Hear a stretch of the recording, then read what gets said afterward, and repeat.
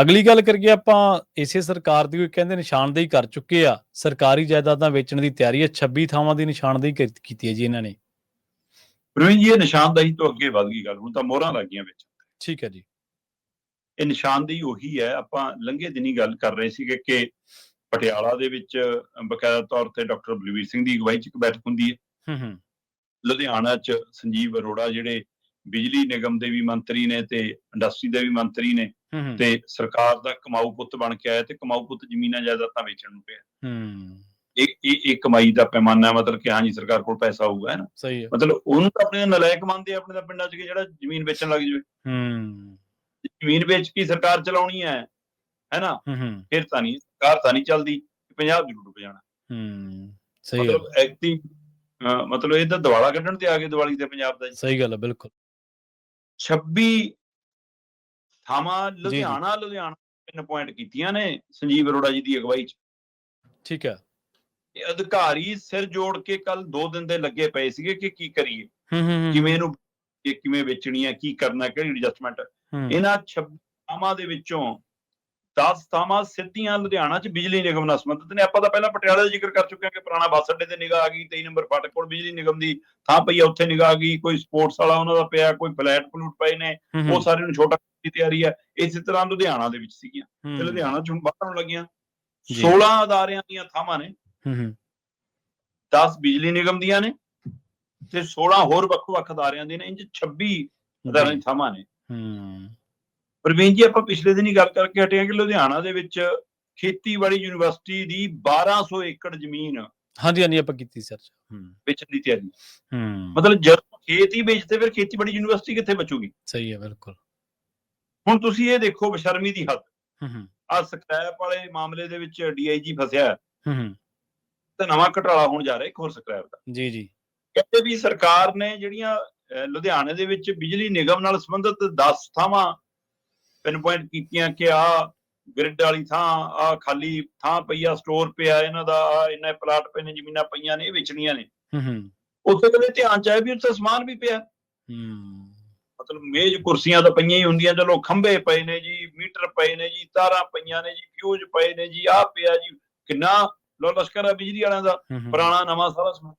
ਕਹਿੰਦੇ ਉਹ ਵੱਖਰਾ ਵੇਚਾਂਗੇ ਆਪਾਂ। ਅੱਛਾ, ਇਹ ਵੀ ਤਜਵੀਜ਼ ਹੈ। ਸੋ ਮੈਨੂੰ ਤਾਂ ਇਹਦੇ ਵਿੱਚ ਇੱਕ ਹੋਰ ਸਕ੍ਰੈਪ ਘਟਾਲਾ ਨਿਕਲੂਗਾ ਨਵਾਂ। ਤੇ ਇਹ 26 ਥਾਵਾਂ ਦੇ ਵਿੱਚ ਜਿਵੇਂ ਆਪਾਂ 1200 ਏਕੜ ਦੀ ਗੱਲ ਕਰ ਰਹੇ ਹਾਂ, ਉਸੇ ਤਰ੍ਹਾਂ 300 ਏਕੜ ਪੰਜਾਬ ਐਗਰੋ ਦੀ ਹੈ, ਤੇ ਇਸੇ ਤਰ੍ਹਾਂ 70-75 ਏਕੜ ਬਾਗਬਾਨੀ ਦੀ ਆ। ਤੇ ਇਹ 26 ਥਾਵਾਂ ਪਿੰਨ ਪੁਆਇੰਟ ਦੇ ਵਿੱਚ 10 ਸਭ ਤੋਂ ਵੱਧ ਬਿਜਲੀ ਨਿਗਮ ਦੀਆਂ ਨੇ। ਸੋ ਇਸੇ ਤਰ੍ਹਾਂ ਲੁਧਿਆਣਾ ਪਟਿਆਲੇ 'ਚ ਵੀ ਬਿਜਲੀ ਨਿਗਮ ਵਾਲੀਆਂ ਥਾਵਾਂ ਇਹਨੇ ਪਿੰਨ ਪੁਆਇੰਟ ਕੀਤੀਆਂ ਨੇ।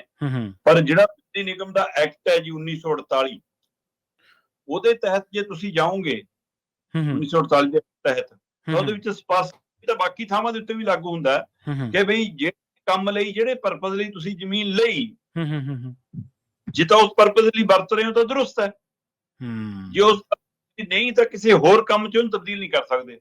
ਤੁਸੀਂ ਹਸਪਤਾਲ ਦੇ ਨਾਂ ਤੇ, ਸਕੂਲ ਦੇ ਨਾਂ ਤੇ, ਕਾਲਜ ਦੇ ਨਾਂ ਤੇ ਜ਼ਮੀਨਾਂ ਲੈ ਕੇ ਬਾਅਦ ਚੋਂ ਕਲੋਨੀਲਾਈਜ਼ਰ ਨੂੰ ਤਬਦੀਲ ਕਰਕੇ ਦੇਣ ਲੱਗ ਪਏ। ਕੀਤਾ ਇਹਨਾਂ ਨੇ ਕਈ ਥਾਵਾਂ ਤੇ, ਇੰਡਸਟਰੀ ਦੇ ਨਾਮ ਤੇ ਬਾਅਦ ਚੋਂ ਕਲੋਨੀਆਂ ਕੱਟਣ ਲਈ ਦੇਤੀਆਂ ਕਈ ਥਾਵਾਂ ਤੇ, ਕਈ ਹੋਰ ਪ੍ਰੋਜੈਕਟ ਲਈਆਂ ਤੇ ਬਾਅਦ ਚੋਂ ਇਸ ਕੰਮਾਂ ਲਈ ਦੇਣ ਦੀ ਕਵਾਇਦ ਹੋ ਗਈ। ਉੱਥੇ ਬੋਰਡ ਲਾ ਕੇ ਵਿਰੋਧ ਸ਼ੁਰੂ ਹੋ ਗਿਆ। ਆ ਮੰਡੀ ਵਾਲੀ ਜ਼ਮੀਨ ਲੈ ਕੇ ਤੁਸੀਂ ਹੁੱਡਾ ਦੇ ਰਾਹੀਂ ਦਿੱਲੀ ਵਾਲੇ ਆਲੂ ਵੇਚਣ ਦੀ ਤਿਆਰੀ ਕਰ ਲਈ। ਸਹੀ ਹੈ। ਸੋ ਇਸ ਤਰ੍ਹਾਂ ਇਹ ਐਕਟ ਕਹਿੰਦਾ ਕਿ ਜੇ ਤਾਂ ਉਸ ਪਰਪਸ ਲਈ ਜਿਹੜੀ ਜ਼ਮੀਨ ਲਈ ਹੈ ਵਰਤਦੇ ਹੋ ਤਾਂ ਠੀਕ ਹੈ, ਨਹੀਂ ਤਾਂ ਉਹਦੇ ਮਾਲਕ ਨੂੰ ਵਾਪਸ ਜਾਊਗੀ ਜ਼ਮੀਨ। ਜੀ ਸਹੀ ਹੈ। ਉਸ ਪ੍ਰਕਿਰਿਆ ਵੱਲ ਜਾਓਗੇ। ਹੁਣ ਜ਼ਿੰਮੇਵਾਰੀ ਇਕੱਲੇ ਬਿਜਲੀ ਕਰਮਚਾਰੀਆਂ ਦੀ ਜਾਂ ਹੋਰ ਵਿਭਾਗਾਂ ਦੇ ਕਰਮਚਾਰੀਆਂ ਦੀ ਨਹੀਂ, ਮੈਨੂੰ ਲੱਗਦਾ ਕਿਸਾਨ ਜਥੇਬੰਦੀਆਂ ਦੀ, ਸਮਾਜਿਕ ਜਥੇਬੰਦੀਆਂ ਦੀ, ਪੰਜਾਬ ਵਿਦੇਸ਼ੀਆਂ ਦੀ ਇੱਥੇ ਵੀ ਬਣਦੀ ਹੈ। ਜੇ ਆਪਾਂ ਆਪਣੀਆਂ ਲਈ ਲੜਦੇ ਹਾਂ, ਆਪਾਂ ਨੂੰ ਸ਼ਾਮਲਾਤਾਂ ਲਈ ਵੀ ਲੜਨਾ ਪੈਣਾ। ਬਿਲਕੁਲ, ਨਹੀਂ ਤਾਂ ਇਹਨੇ ਲੰਘ ਜਾਣਾ ਜਨਾਬ। ਜੀ ਸਹੀ ਹੈ, ਬਿਲਕੁਲ। ਇਹੀ ਗੱਲ ਦਾ ਤੱਤ ਸਾਰੀ ਅਸਲ ਦੇ ਵਿੱਚ ਇਹੀ ਹੈ ਸ਼ਰਮਾ ਜੀ। ਆਪਾਂ ਆਫ ਦੀ ਰਿਕਾਰਡ ਵੀ ਗੱਲ ਕਰ ਰਹੇ ਸੀਗੇ ਵੀ ਕੁਛ ਕੀ ਨਹੀਂ ਰਿਹਾ, ਕੋਈ ਬੋਲ ਨਹੀਂ ਰਿਹਾ, ਕੋਈ ਲੋਕ ਮਤਲਬ ਪਤਾ ਨਹੀਂ ਕਿਉਂ ਚੁੱਪ ਵੱਟੀ ਬੈਠੇ ਆ। ਹਾਂਜੀ, ਮੈਂ ਕਹਿੰਦਾ ਕਿਸਾਨ ਜਥੇਬੰਦੀਆਂ ਬੋਲਦੀਆਂ ਨੇ, ਕਈਆਂ ਨੂੰ ਚੁੱਭਦੀਆਂ ਨੇ, ਕਈਆਂ ਨੂੰ ਰੜਕਦੀਆਂ ਨੇ, ਪਰ ਉਹ ਵੀ ਕਿੰਨੇ ਪਲੇਟਫਾਰਮਾਂ ਤੇ ਲੜਨ ਇੱਕੋ ਟਾਈਮ। ਸਹੀ ਗੱਲ ਹੈ। ਉਹੀ ਕਿਵੇਂ ਲੜਨ? ਐਡੇ ਕਿੰਨੇ ਉਹਨਾਂ ਕੋਲੇ ਸੋਰਸ ਆ, ਉਹ ਵੀ ਤਾਂ ਕਾਹਦੇ ਲਈ ਆ ਜਿਹੜੇ ਚਿੱਟੇ ਕੁੜਤੇ ਪਜਾਮੇ ਪਾ ਕੇ ਗਰਮੀਆਂ 'ਚ ਵੀ ਜੈਕਟਾਂ ਕੋਟ ਪਾ ਕੇ ਫਿਰਦੀ ਆ। ਸਹੀ ਗੱਲ। ਇਹ ਕਾਹਦੇ ਲਈ?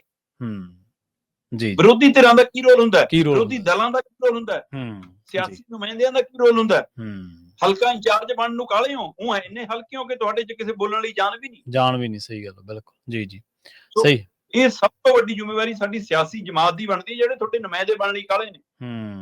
ਪਰ ਅਫਸੋਸ ਅਸੀਂ ਵੀ ਕੁਤਾਹੀ ਖਾਂਦੇ ਹਾਂ, ਅਸੀਂ ਵੀ ਚੋਣ ਕਰਨ ਲੱਗੇ ਫਿਰ ਮੌਕੇ ਦੀ ਨਜ਼ਾਕਤ ਦੇਖਦੇ ਹਾਂ ਕਿ ਅੱਜ ਕਿਹੜੀ ਬੜੀ ਬੋਤਲ ਤੇ ਕਿਹੜੇ ਰੰਗ ਵਾਲੀ ਬੋਤਲ ਮੈਨੂੰ ਦੇ ਗਿਆ ਤੇ ਕਿਹੜਾ ਸਮਾਨ ਦੇ ਗਿਆ ਤੇ ਕੀ ਦੇ ਗਿਆ।